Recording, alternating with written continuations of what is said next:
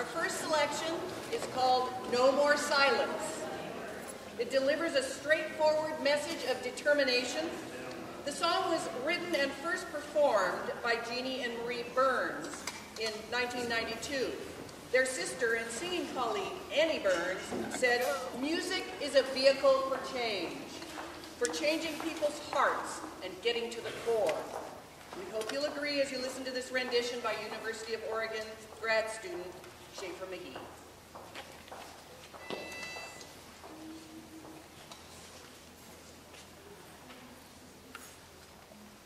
No more silence, no more silence, we will shout it out, no more silence, for the mother, sister, brother, we will shout it out, no more silence, for the children who will carry on, we will shout it out, no more silence, for our friends on who have passed on, we will shout it out, no more silence.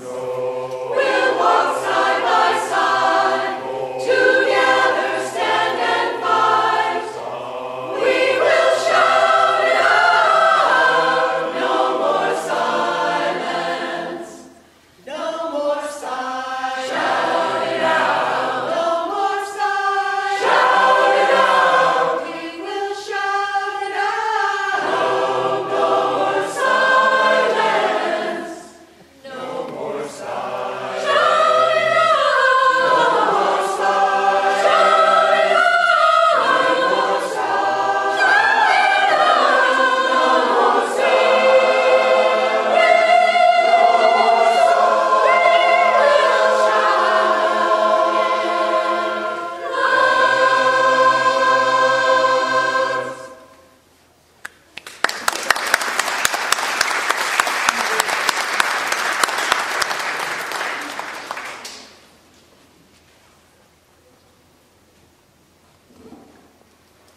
Written by Alan Toussaint and initially recorded by Lee Dorsey, Yes We Can was the first song recorded by the Pointer Sisters.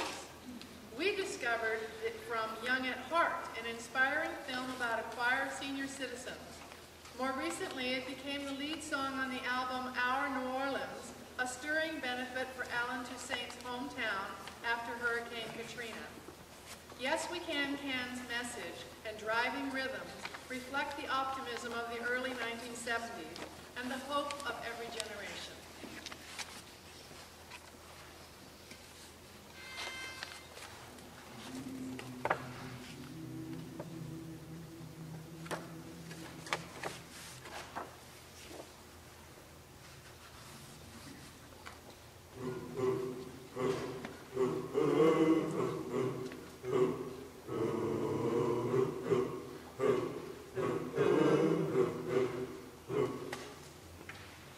Do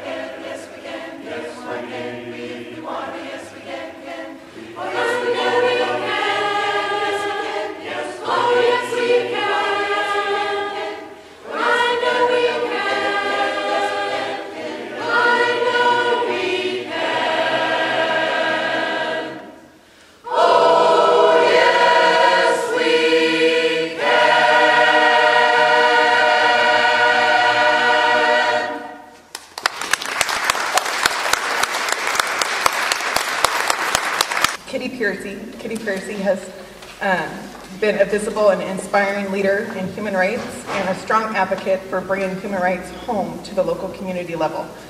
It is an honor and a pleasure to have the mayor with us tonight.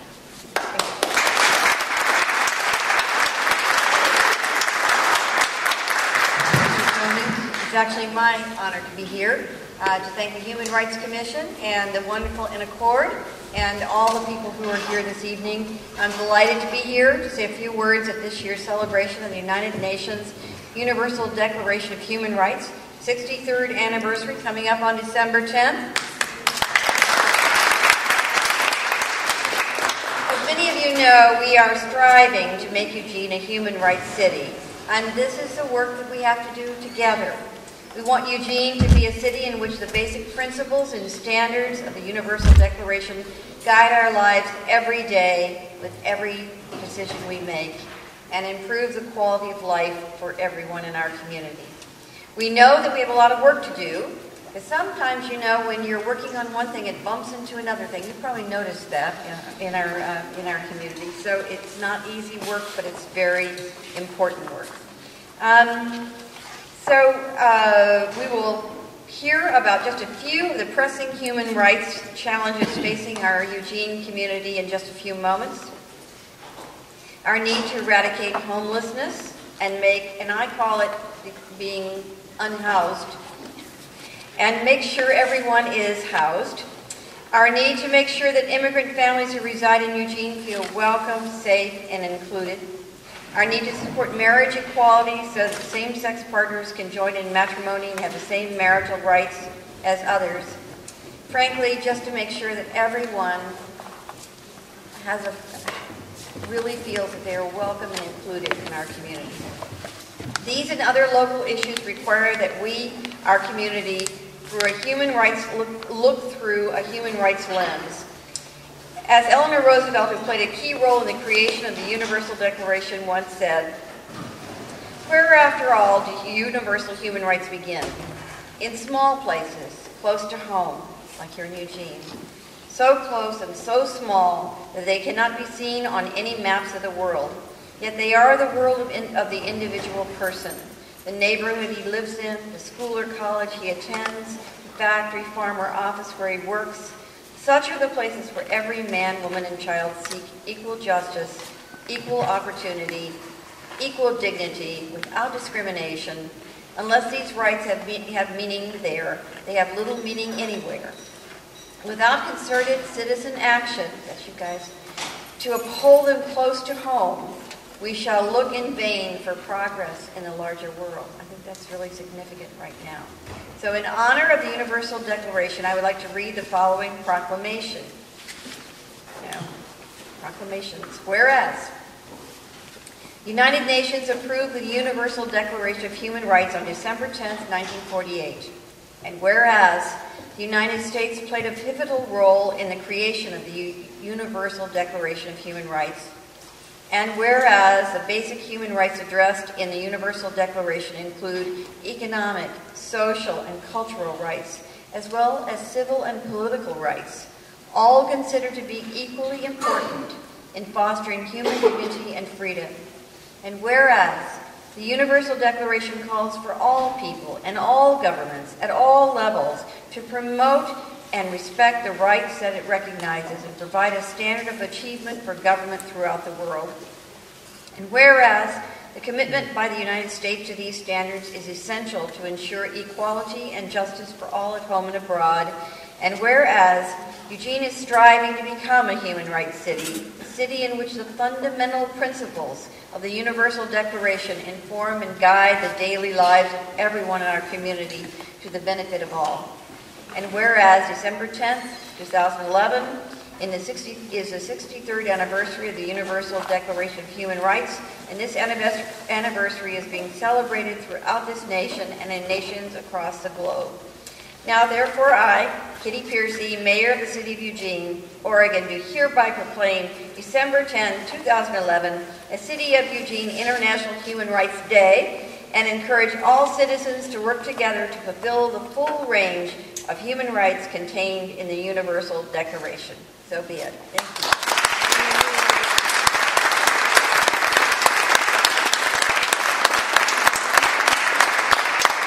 someone I have had the pleasure and opportunity to work side by side with in the fight for marriage equality here in our state to ensure that all Oregonians have their marriage recognized. This woman, Victoria Smith Weiland, has been involved with Basic Rights Oregon for many, many years, dating back way past Measure 36, starting with Measure 9. She is an amazing, inspiring, dedicated community member who is just amazing. And I'm really happy to introduce Victoria Smith Weiland to the stage tonight to talk about marriage equality here in Oregon.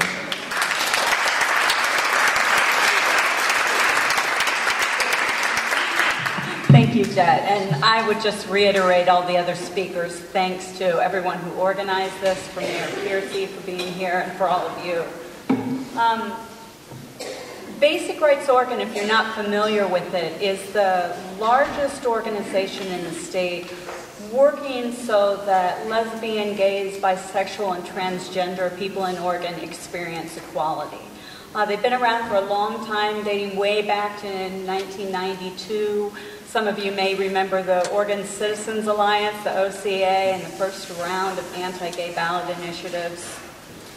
Right now, though, we've been involved in a 3-year process of educating Oregonians, trying to gain a voting majority of support for marriage equality. I'll talk a little bit about where we are with that and with our process, but I wanted to get an overview kind of where we are worldwide, and I'll try to be brief since we're right before the break. But Amnesty International, I'm going to read some quotes to you. I liked what they had to say. They say that a denial of equal civil recognition of same-sex relationships prevents many people from accessing a range of other rights, such as rights to housing and Social Security. And it stigmatizes those relationships in ways that can fuel discrimination and bullying and other human rights abuses against people based on their sexual orientation or gender. There's also locally a constitutional right to marry and love. The government has an obligation to not engage in unconstitutional discrimination against gay and lesbian couples. The concept of equal protection under the law, rights are preserved in our Constitution, requires that fundamental rights like the right to marry are available equally to same-sex couples as opposite-sex couples. The legal bond, the legal contract to marry is the legal contract that more people will execute in their lifetime than any other contract. So gay and lesbian, bisexual, transgender folks are being withheld the legal obligation and the legal exercise that more of us participate in than any other. And it's also, especially in the last 10 years, been recognized as an international human rights standard. Article 6 of the Universal Declaration of Human Rights says men and women of full age, without any limitation due to race, nationality, or religion, have the right to marry and to found a family. They are entitled to equal rights as to marriage, during marriage, and at its dissolution. And for more than a decade, both the UN and ISOs, or international governmental organizations, have recognized that particular statement to apply to same-gendered people as well. And in the past, again, in 10 years, non-discrimination on the grounds of sexual orientation has become a principle that many countries have responded to by bringing their domestic laws in line with this principle, including marriage and partnership benefits in some countries. So I guess the first question we should be asking ourselves is, why does marriage matter to gay people here in Oregon? And one of the reasons, of course, is we want to participate in that legal right. Marriage says family. We're family like no other word does. We were hopeful about domestic partnerships. Oregon has a legally recognized domestic partnership. But the unintended consequences of that have been that your domestic partnership is really only as good as the person you're talking to. So when I show up in the hospital at 2 a.m. and my partner's been in an auto accident and I want to see her, My domestic partnership is only as good as her understanding of the words domestic partnership. When she says, I don't know what that means, it doesn't mean anything to me.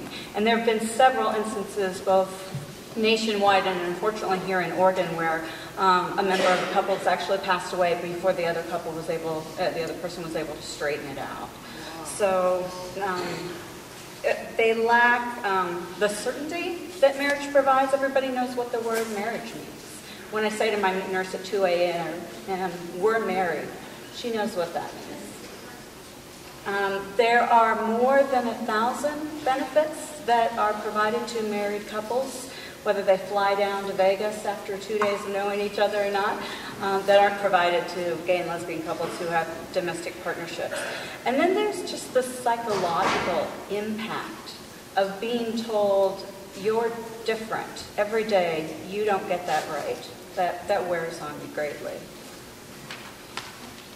On a national level, where are we nationally? We have something in place called DOMA, the Defense of Marriage Act. Have most people heard of that? Yeah. It was enacted by Congress in 1996 and signed by a Democratic president.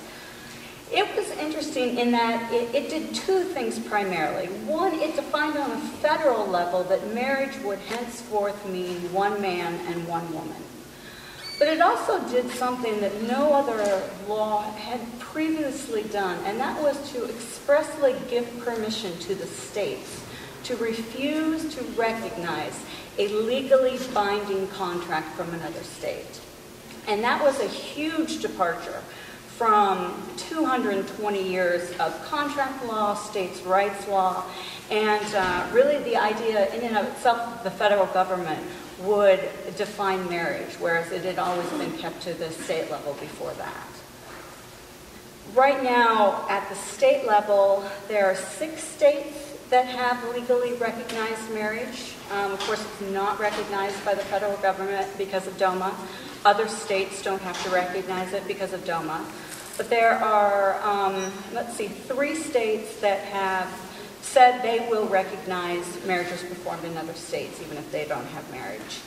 8 states, including Oregon, provide either civil unions or domestic partnerships that have broad rights, although not federal rights. And then 3 states provide very limited protections. So Basic Rights Oregon has been working here in Oregon and with our national partners. There's the National Center for Lesbian Rights, Lambda Legal, the Human Rights Campaign. Those are some other national organizations that have helped work with us to try to move Oregon in that direction. In 2012, you may have seen in the news, there won't be a piece on the ballot for marriage equality in Oregon. Basic Rights decided unanimously, both its recommending committee and its board of directors, against it. The statistics after that 3-year-long campaign were still neck and neck. There's a small sliver that of people who don't know what they think. They're unusual. Most people have made a decision in Oregon, and it's a hair breadth that separates almost 50-50. We decided that wasn't enough support to bank the emotional, the work that would be put into it, and frankly the money that would need to go into a campaign like this. But in 2012, North Carolina and Minnesota will both be facing constitutional amendments that will be in some fashion against the right to marry for gay and lesbians. Maine, on the other end of the spectrum, they right now have limited domestic partner rights, but they're exploring a proactive ballot measure to allow marriage equality. So they're saying you don't get to define in the state as one woman, one man. We're going to define it first and then try to go from there. And then Washington, our neighbor to the north, it looks almost certain that their legislature is going to take up the issue of marriage equality. In Oregon, you may know, one of the reasons we've had to look to the people, a vote of the people, is that the 2 other avenues in Oregon are closed off to us. Because of Measure 36, which took place in 2004, constitutionally defined one man, one woman as marriage in Oregon. The legislature can't override a constitutional amendment, so the legislature is closed off to us. The Oregon Supreme Court has refused to hear our appeals, so a vote of the people is the only way that it's going to change. We have been working with schools, at community events, faith communities. You may have seen us at one of your events. I believe that here into the future we'll be continuing to do that same thing. I'm being told by people at higher up that we are looking at 2014 and not waiting a full 4 years for the next presidential election, so that's kind of exciting. And that's where we are. I don't think we have...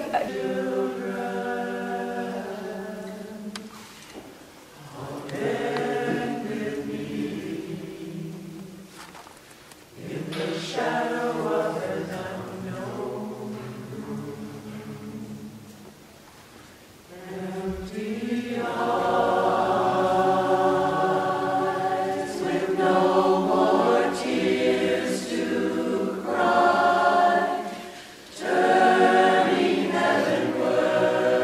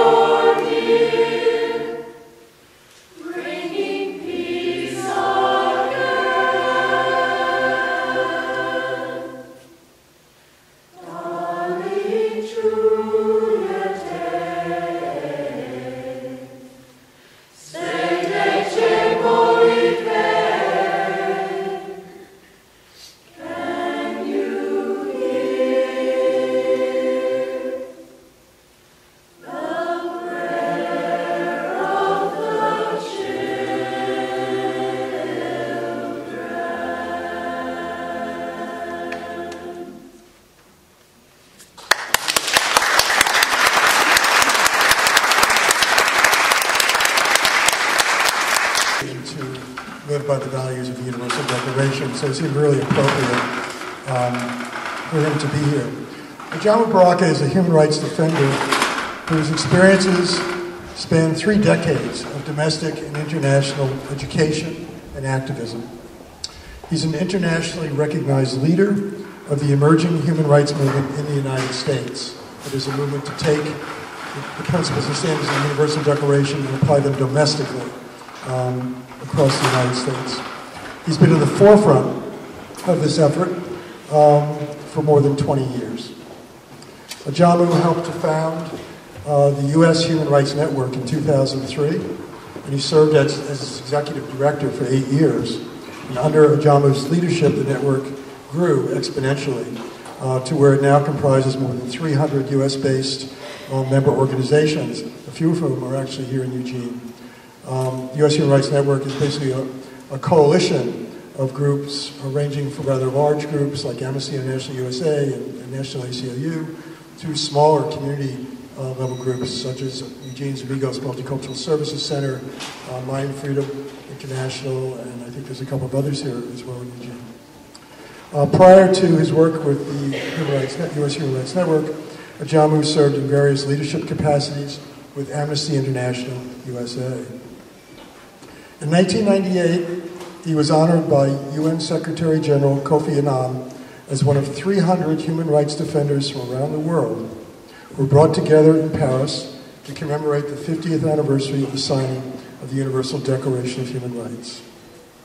In 2001, Ajamu received the Abolitionist of the Year award from the National Coalition to Abolish the Death Penalty.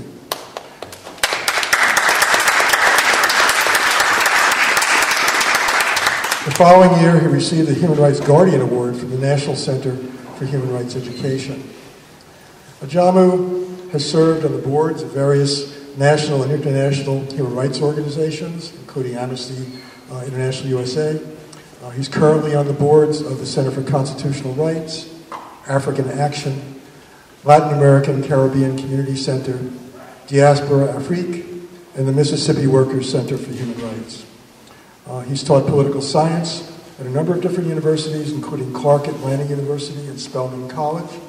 He's been a guest lecturer at institutions of higher education throughout the United States, and he's authored articles on international human rights. We are gratified and just so happy to have Ajamu Baraka here, and let's give him a hand of welcome.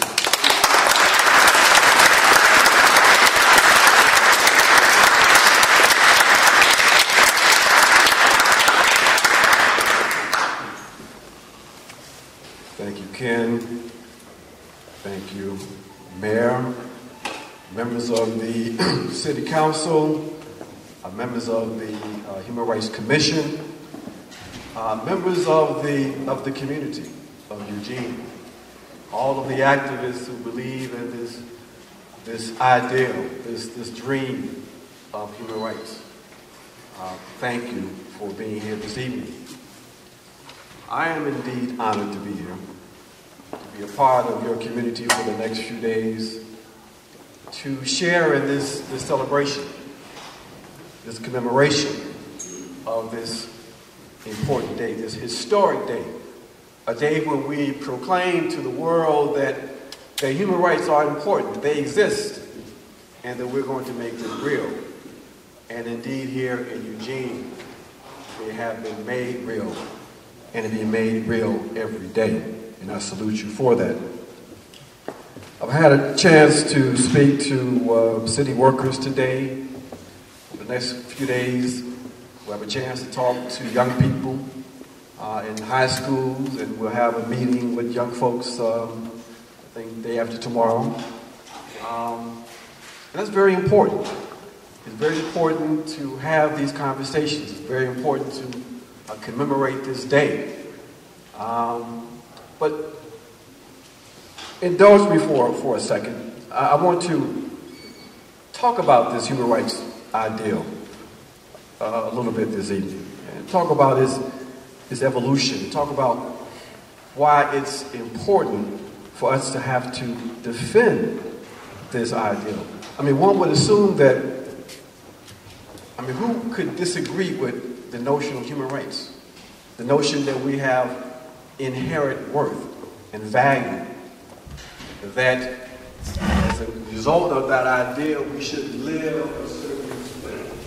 We should build societies to reflect that value, that understanding. But in fact, that's not the case. There are some people who don't believe in the full range of human rights and what they imply for how we organize society and how we organize the world. So I'm going to talk a little bit about that for a few minutes. You know, there's no question that the discourse of human rights has become the language of resistance and hope for millions of people around the world. It is echoed in the cry of the oppressed, as Father Drennan said, who only want the opportunity to live lives free of the human constructed constraints on their ability to develop their full human capacities. At the center of this cry, this demand, is a recognition, not always articulated in neat and well-formulated theory and philosophy. It is the ideal, the faith that the collective human family can be more than what we are today. As we move toward a world where we have almost 7 billion people on this planet, with billions attempting to live on the equivalent of $2 a day, in the midst of this incredible wealth that we have here in the world, we see and we understand that there's a small minority of the global population that is in control of this global wealth. The people are beginning to see this more clearly, and they're beginning to make connections. They are beginning to understand that their relative poverty and underdevelopment are directly related to the wealth and power that this global minority hoards for itself. And the people are beginning to understand that their ability to live dignified lives, to have access to clean water, to grow the food that they need, to be free from torture and repression from governments imposed on them by the rich. They're beginning to understand that in order for them to educate themselves and their young people, they are starting to see that their demands are demands for the rights that every human being should have. And that their ability to live lives of dignity should not be constrained and controlled by a minority in the world. In this country, here in Eugene, people are beginning to make those connections. Millions of Americans are trying to make sense of the current economic crisis they find themselves in as they struggle to pay the bills, as they see their pensions disappear and decline as a consequence of the changes in the stock market, as they see themselves losing their homes, and they live in fear that any day they could lose their job, their ability to feed and to clothe and to live, and can end up jobless like so many millions of people have ended up over the last couple of years here in this country. This is the sense, this is the foundation, this is the essence of the human rights revolution. A revolution that says we have to look at the world with different eyes. It's a revolution of values that addresses the novel ideal that human beings have the right to be human.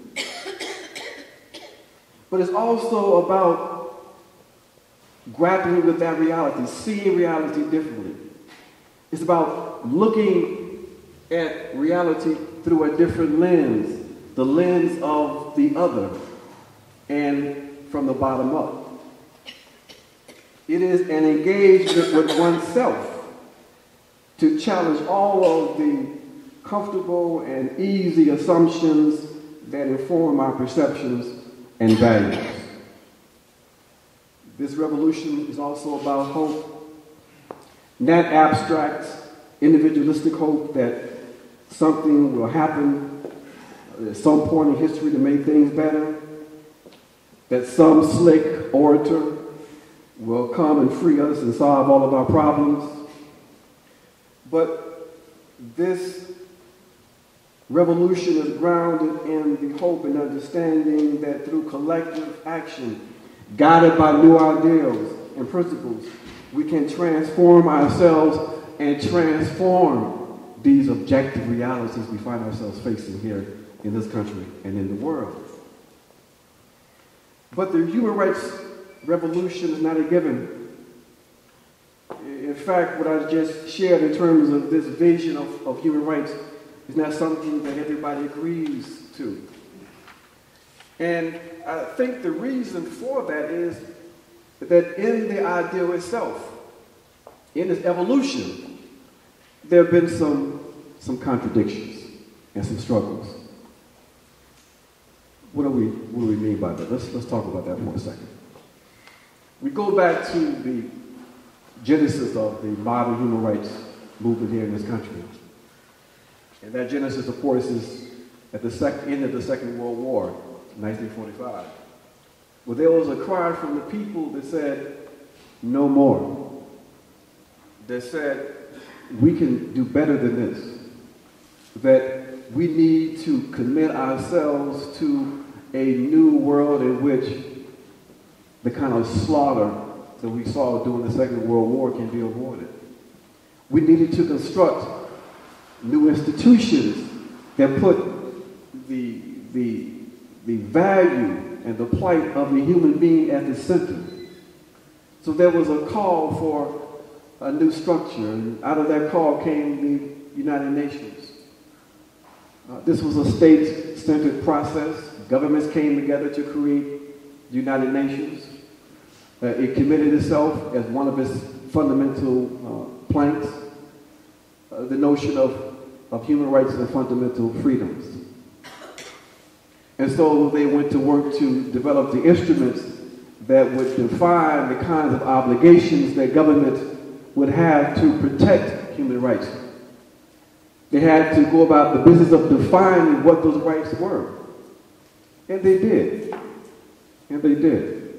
We know that coming out of that struggle, we had a revolutionary document, the Universal Declaration of Human Rights in 1948. A revolutionary document.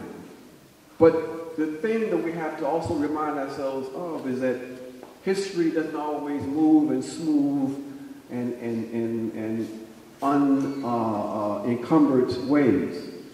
It's contradictory sometimes. And even though we have this fantastic document and the beginnings of a new human rights framework, what was the conditions of the world between 1945 and 1948? Well, we had, at the same time, we were proclaiming the fundamental rights of human beings. We were claiming that we were going to do away with discrimination.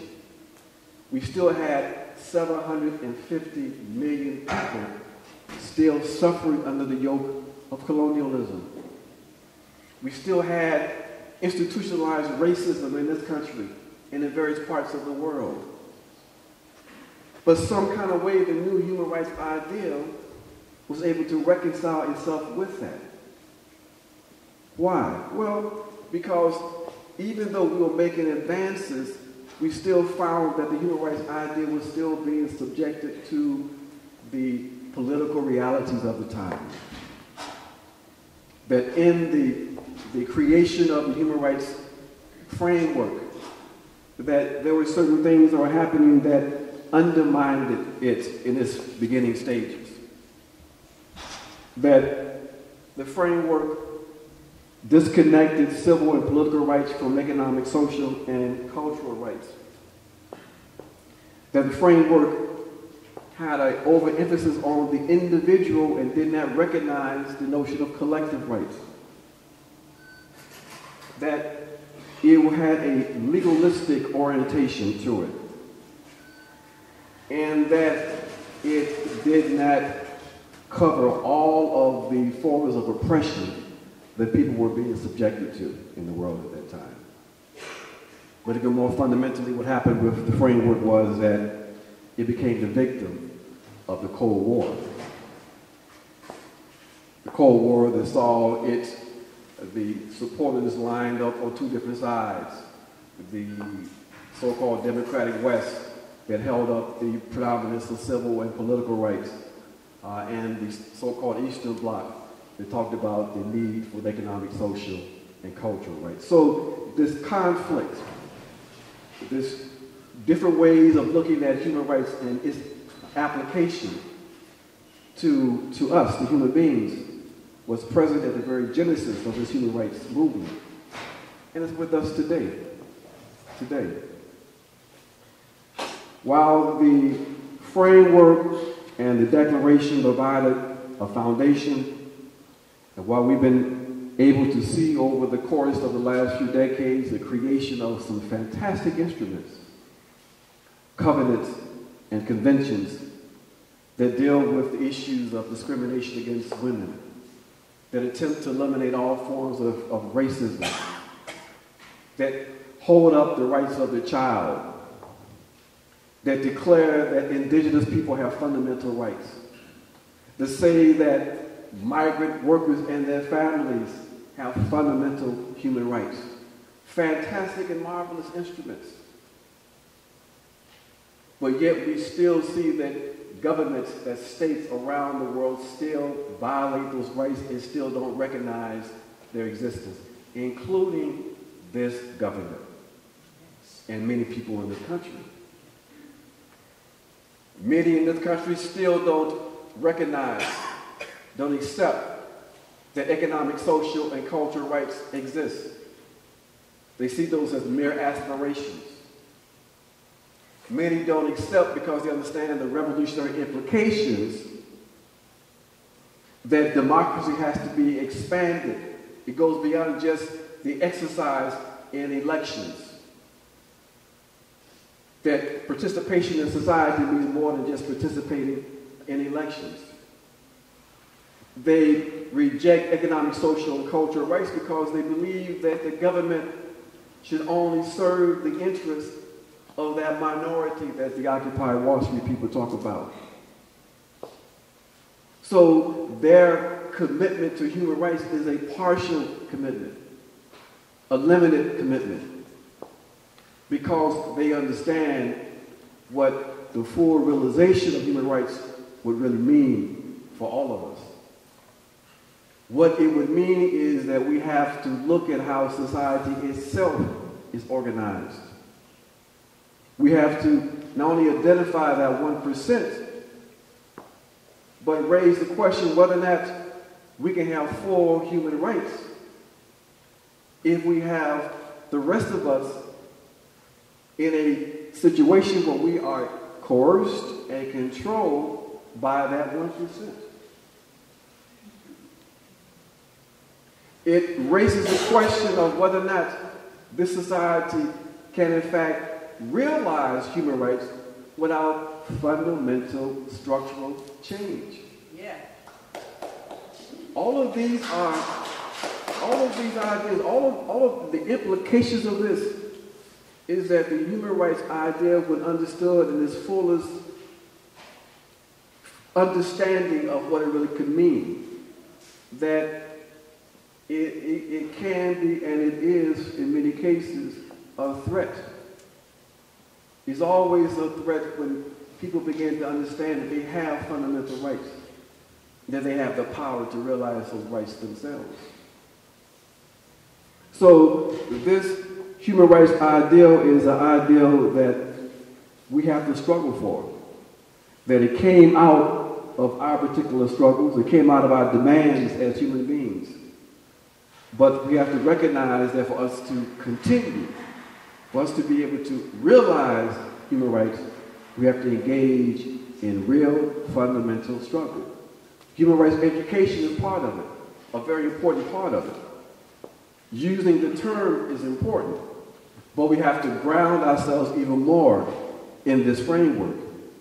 And understanding, even though we ground ourselves in the framework, we still have to also, at the same time, transcend that framework. Now, it might sound contradictory, but it's not. It means that in the process of change, that's what we're talking about. In the process of social change, and in the process of struggle, we create new rights. For example, we have the Convention to Eliminate All Forms of Discrimination Against Women. It has a number of provisions that address that issue. But as a consequence of the agitation, the struggle on the part of women and men who have a feminist consciousness and understanding, the notion and the idea of domestic violence as a fundamental violation of human rights was created.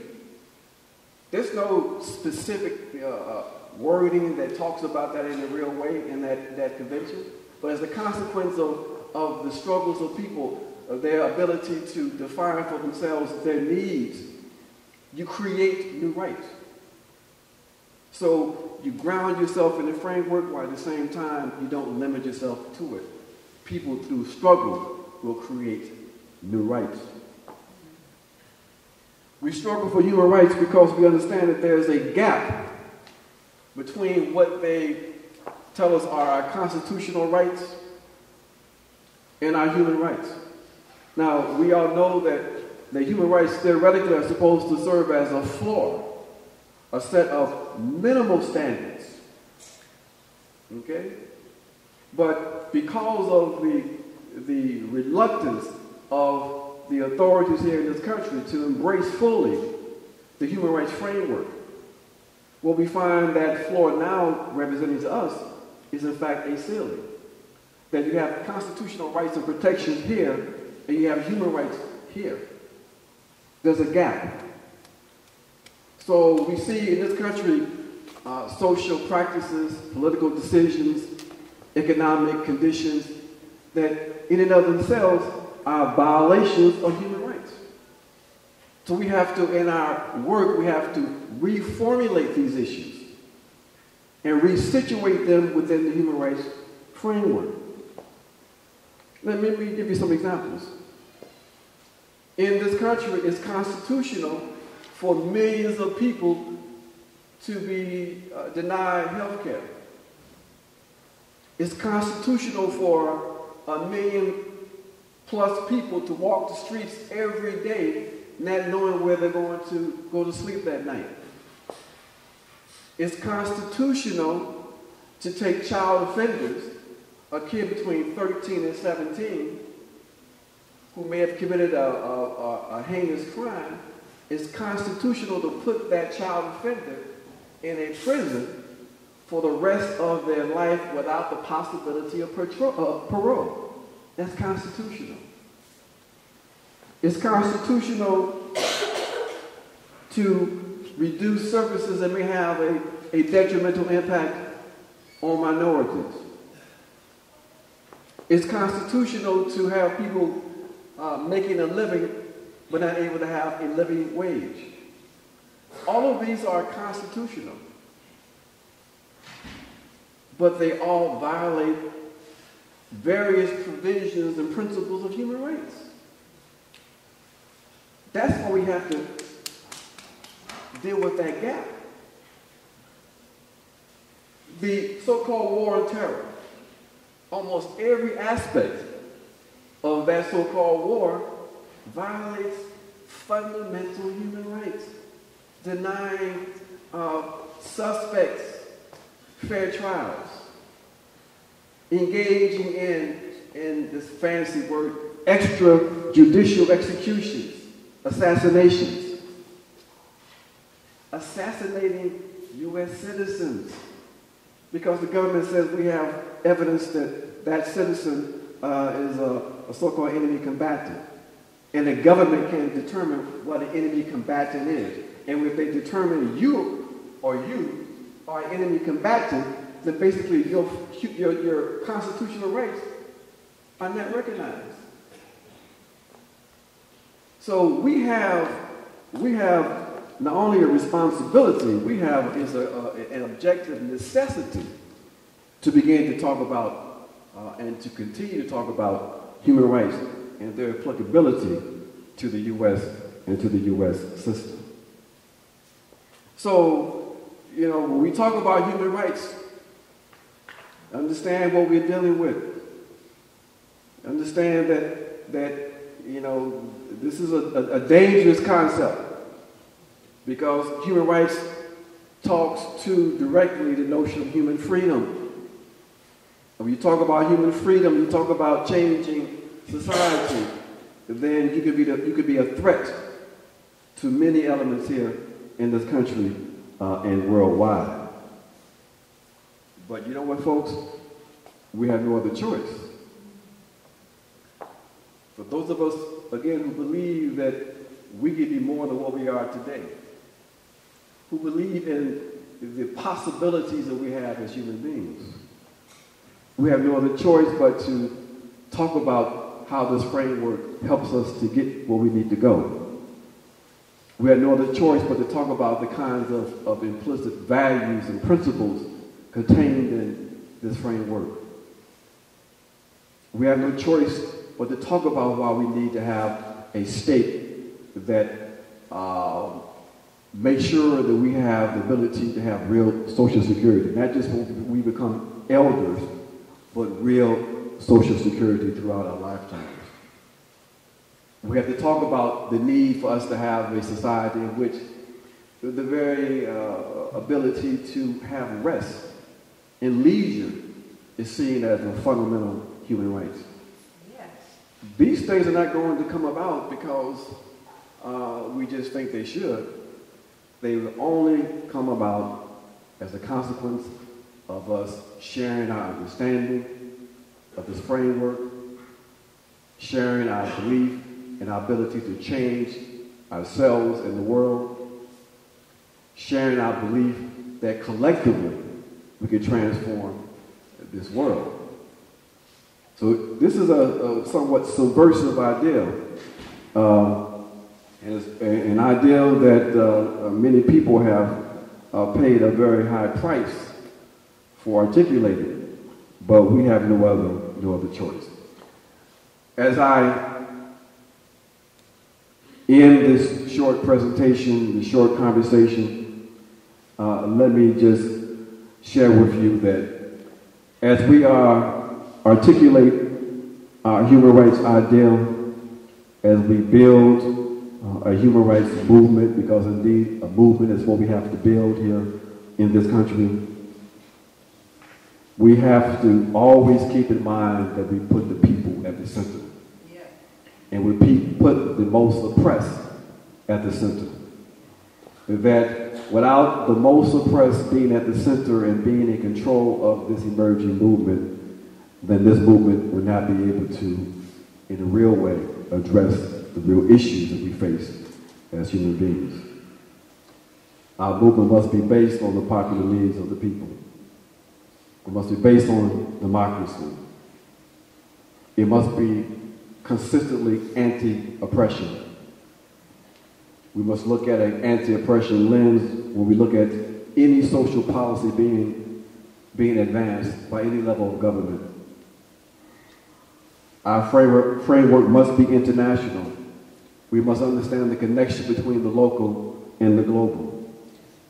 And our commitment to this framework must be one that proceeds from the position that the struggle for human rights and dignity must move societies toward the establishment of social institutions, structures, and social relationships that reflect a real commitment to human rights.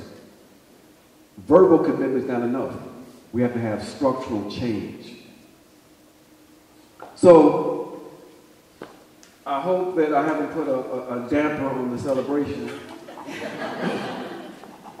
I don't mean to. I'm just laying out what we have to do And a lot of that has already been accomplished here in Eugene. As I said this morning, I mean, the fact that when you have the relationships that are being built between the Human Rights Commission and the government and the communities and the conversations you've been having, you know, the trainings that people are involved in, this is important steps. You have to continue this. You have to deepen this process. You know, you have to make sure that you understand that human rights is a way of life.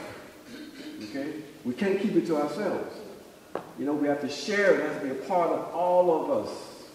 And we have to recognize, we have to move it and the control of it to everyone, and in particular to those folks who are the most oppressed in our communities. So you have a lot to be proud of here in Eugene, Oregon. You really do. I just want to make sure that we understand that this is not enough, that we have some tall tasks ahead of ourselves. So let me just end by saying that we won't be, we're not going to allow Ajamu's speech to make us feel bad. We're going to recognize that we have done some real work, because now is not the time to be downcast. We have to be more stronger, more committed, and more resolved than ever before. We will not tolerate injustice. We're not going to allow the progress we made over the last 50 years to create and to advance this human rights framework. We're not going to allow that to be reversed. We will join all those who dare to struggle for real democracy, social justice, and human rights. You know, folks, we are not given any choice of the conditions or history that we are born into. But we do have the ability to choose how we engage those conditions in that history. And some of us have chosen, and many in this room have chosen, to fight, to struggle. Not out of vindictiveness or hate, but out of a firm moral commitment to social justice and a belief that the evils that human beings create can be transformed, and humans themselves can be transformed. We struggle, knowing that the forces of oppression are not easily defeated, but we are steeled in our determination to destroy all forms and systems of domination. That is our challenge, and that is our task, and that's one that I'm sure we will be successful at. Thank you.